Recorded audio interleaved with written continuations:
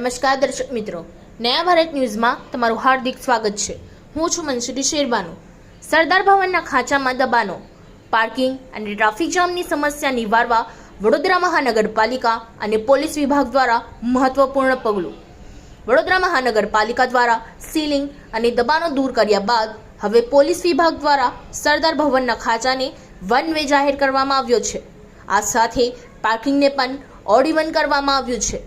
આજથી સરદાર ભવનના ખાંચાને one way અને ઓડ ઇવન જાહેર કરવામાં આવતા સરદાર ભવન પાસે બેરિકેડ કરી ટ્રાફિક પોલીસ જવાનો તૈનાત કરવામાં આવ્યા છે। આજે પ્રથમ દિવસ હોવાથી અનેક વેપારીઓ અને રાહદારીઓ મૂંઝાઈ રહ્યા છે। જો કે પોલીસ જવાનો દ્વારા માર્ગદર્શન આપતા લોકો ગલીમાં પ્રવેશ માટે બીજી તરફનો માર્ગ ઉપયોગમાં લઈ રહ્યા છે, તો કેટલાક લોકો પોલીસ જવાનો સાથે રકઝક કરતા પણ જોવા મળ્યા છે।